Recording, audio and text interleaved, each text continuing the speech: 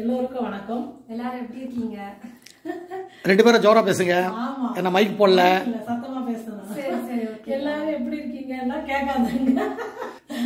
சரி, எல்லாரும் எப்படி இருக்கீங்க? எல்லாருமே நல்லா இருப்பாங்க. நம்ம மாதிரி அவங்களும் நல்லா ஓகேவா? பிரியா வந்திருக்கு நம்ம வீட்டுக்கு. மின்னல் மாதிரி பிரியா வந்திருக்கு. எல்லாரும் ஏமா அந்த பொண்ணு இங்கேதான் இருக்கு, நீங்க என்னமா வந்திருக்குங்கிறீங்களே அப்படின்னு நினைக்க போறாங்க. இல்ல, அம்மா அப்பா வந்து நேத்து வீட்டுக்கு வரேன்னு சொல்லி இருந்தாங்க. ஆனா நாங்க வரதுக்கு நீயே வந்துடா பேசாம அப்படின்னாங்க. எதுக்கு வர சொன்னேன்? மாப்பிள்ள வந்து நைட் ஷிஃப்ட் போறாரு. மதியம் போனா நைட் டியூட்டி, நாளைக்கு தான் வருவாரு. நாங்க போய் அங்க தூங்குறது, நீ இங்க வந்தா உங்களுக்கு பிடிச்சதெல்லாம் நம்ம சமைச்சு கொடுக்கலாம். நேத்தே வந்து வரும்போது என்ன வேணுமா செஞ்சு எடுத்துட்டு வரேன் அப்படின்னாங்க. யோசிச்சுட்டே இருந்தேன் என்ன வேணும், ஏதாச்சும் செய்யுமா அப்படின்னு. அப்புறம் கொத்தவரக்காய் வந்து வேர்க்கடலை போட்டு இடிச்சு செஞ்சு எடுத்துட்டு வாமா அப்படின்னு சொன்னேன். ரொம்ப பிடிச்சது பிரியாக்கு. எனக்கு கொத்தவரக்காய், அப்புறம் பீட்ரூட், பூசணிக்காய், அப்புறம் வேற எதுலமா போடுவோம் நீ? வேர்க்கடலை போட்டாலே பிடிக்கும் பொதுவா, எந்த காயில சரி. அதனால வந்து இன்னைக்கு நம்ம பிரியாக்கு பிடிச்சதான் சமைச்சிருக்கோம். ஆனா பிரியா வந்து கேட்கவே இல்லை. அதுக்கு பிடிக்கும் நமக்கு தெரியும் இல்லையா, நம்ம பொண்ணுக்கு என்ன சொன்னேன். இன்னைக்கு வந்து நான் பிரியா வரேன், அப்பா கூட்டிட்டு வரதுக்கு போனாரு. அப்ப கூட நான் அது வரைக்கும் சமைக்கல. அங்க வரத்துக்குள்ள நம்ம சமைச்சு வச்சோம். எப்படி ஒண்ணுதான் கேட்டேன் நானு, கொத்தவரங்காய் கேட்டேன் நானு. 1 மணி நேரம் ஆகும். அதுக்குள்ள நம்ம வந்து நம்ம பொண்ணுக்கு பிடிச்சதெல்லாம் சமைக்கணும் அப்படின்னு சொல்லிட்டு சூப்பரா சமைச்சு வச்சிருக்கிறேன். வாங்க பாக்க. பூசணிக்காய் செஞ்சிருக்காங்க பாருங்க. சுட சுட சாதம். ரசம் வந்து நான் ஒரு முறை வந்து எப்பயுமே நம்ம நார்மலா ஒரு மாதிரி வைப்போம். நான் கொஞ்சம் வித்தியாசமா கொஞ்சம் மிளகாலாம் அரைச்சி வச்சேன். அந்த ரசம் வந்து பிரியாவுக்கு வந்து ரொம்ப பிடிச்சி போச்சு. வரப்பெல்லாம் அந்த ரசம் தான் கேட்கும். அதனால அதே மாதிரி இன்னைக்கு வந்து நான் அரைச்சி வச்சிருக்கிறேன். எல்லா மசாலா அரைச்சி ரசம். சேப்பங்கிழங்கு வந்து வளவழன்னு இருக்கு நம்ம பாக்கிறதுக்கு உரிக்கும் போது. ஆனா நீங்க இந்த மாதிரி குழம்பு பொரியெல்லாம் வச்சு சாப்பிட்டீங்கன்னா, புளி குழம்பு அருமையா இருக்கும். அவ்வளவு சூப்பரா இருக்கும் சாப்பிடறதுக்கு. அது நம்ம மட்டும் தான் சாப்பிடுவோம்னு நினைக்கிறேன். ஆமா. அப்புறம் வந்து பூசணிக்காய், அதாவது வெள்ளை பூசணி இல்ல, இது நார்மலா நம்ம மஞ்சள் பூசணிக்காய். மஞ்சள் பூசணிக்காய் வந்து வேர்க்கடலை போட்டு பொரியல். அப்புறம் கொத்தரங்காய் வேர்க்கடலை போட்ட பொரியல். இங்க இன்னொன்னு மறந்துட்டீங்க, காரக்குழம்புக்கு மாம்பழம் வந்து சாப்பிட்டா சாம்பாருக்கு, காரக்குழம்பு, புளி குழம்புக்கெல்லாம் ரொம்ப நல்லா இருக்கும். அதனால மாம்பழம் வந்து கட் பண்ணி வச்சிருக்கிறேன். சரியான விருந்து போல இருக்கே.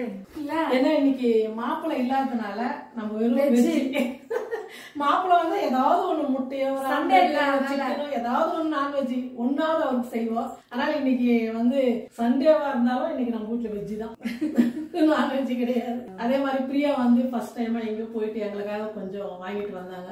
ரொம்ப சந்தோஷமாகுது. ஏன்னு பாத்தீங்கன்னா, இத்தனை வருஷம் எனக்கு தெரிஞ்சு நான் பிறந்ததுல இருந்து இன்னைக்கு வரைக்கும் வந்து எங்க அப்பா மிலிட்டரி கார்டுல வந்து சோப்பு இந்த மாதிரி ஐட்டம் எல்லாம் கொஞ்சம் வாங்கி வீட்டுக்கு வாங்கினாங்க. அப்பா போனதுக்கு அப்புறம் அம்மா வச்சு ஹார்லிக்ஸ், பூஸ்ட், காபி தூள், டீ தூள், சோப்பு இது எல்லாமே வந்து கேண்டீன்ல வாங்கிட்டு வரோம். நம்ம வெளியே கேண்டீனுக்கு மிலிட்டரிக்காரங்க பாக்குறவங்களுக்கு தெரியும், ரொம்ப கம்மியா இருக்கும். வெளியே கடைக்கும் மிலிட்டரி கேண்டீனுக்கு ரொம்பவே கம்மியா இருக்கும். இப்போ வந்து இந்த மாசம் தான் ஃபர்ஸ்ட் நம்ம மாப்பிள்ளைய வந்து அவங்களுடைய கேண்டீன்ல போயிட்டு கொஞ்சம் பொருள் போலீஸ் கேண்டீன்ல என்ன ஒண்ணா, போலீஸ் கேண்டீனுக்கு மிலிட்டரி கேண்டீனுக்கு நிறைய டிஃபரெண்ட் இருக்கு.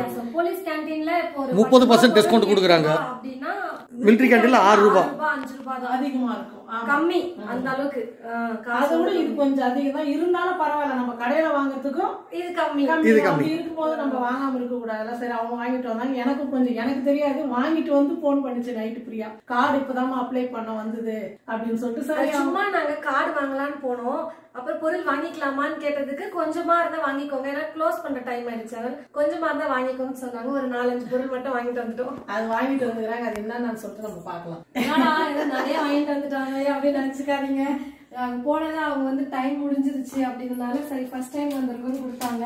அது சரி, அம்மா வந்து கடைக்கு போய் வாங்கணும்னு சொல்லிட்டு இருந்தாங்களா, அதனால நம்ம வீட்டுல இல்ல அதனால துவரம்பருப்பு, உளுத்தம்பருப்பு வாங்கினேன். கடலைப்பருப்பு அவ்வளவா கொஞ்சம் நல்லா இல்லாத மாதிரி இருந்துச்சு, அதனால நான் வந்து கடலைப்பருப்பு வாங்கல. அப்புறம் எனக்கு கொஞ்சம் பருப்பு மாவெல்லாம் வாங்கினேன், அதெல்லாம் நான் இருக்கிற வீட்டுல இருக்கு. அப்புறம் சோப்பு, அப்புறம் வாஷிங் மிஷின் லிக்விட் அது மட்டும் வாங்கிட்டு வந்தேன். சரி, இன்னொரு டைம் நம்ம போறப்ப, அடுத்த மாசம் போறப்ப வந்து என்னெல்லாம் வேணும்னு கூட நம்ம வாங்கிக்கலாம் அப்படின்னு சும்மா கொஞ்சமா வாங்கிட்டு வந்தேன். அவ்வளவுதான். என்னென்ன வாங்கிட்டு வந்திருக்கேன் நானும் பாக்குறேன். துவரம்பருப்பு 1 கிலோ, உளுந்து, சோப்பு 2 சோப்பு, அவனுக்கு உங்க அண்ணனுக்கு, அப்புறம் 2 soap, 1 soap, surf oil. Okay, போதும். நீ வந்து நீங்க தான் கையில அதிகமா துவைக்க மாட்டீங்களா? ஒண்ணு கையில துவைப்பல, நம்ம யூஸ் பண்ணாத துணி எல்லாம் வந்து மிஷின்ல போடாததான் துவைப்போம். சும்மா கொஞ்சம் சாம்பிள் போறாங்க. டைம் ஆயிடுச்சு, நீ என்ன இருக்குன்னு பாத்து ஃபர்ஸ்ட் டைம்ன்றதுனால என்ன இருக்குன்னு தெரியாதுல்ல, அதனால கொஞ்சம் அப்புறமா நிறைய வாங்குவோம். அது ஷேர் பண்றாங்க எங்க வீடியோல. இன்னைக்கு நாங்க அங்க போயிட்டு எல்லாம் செஞ்சு எடுத்துன்னு கொடுக்கணும்னு நினைச்சேன். பிரியாவே வந்ததால நமக்கு ரொம்ப ஈஸியா அவரு இல்ல அப்படின்றதுனால கூப்பிட்டு வந்துட்டாங்க. ஆமா, அதான் நான் தான் சொன்னேன், அப்பா வந்துரு.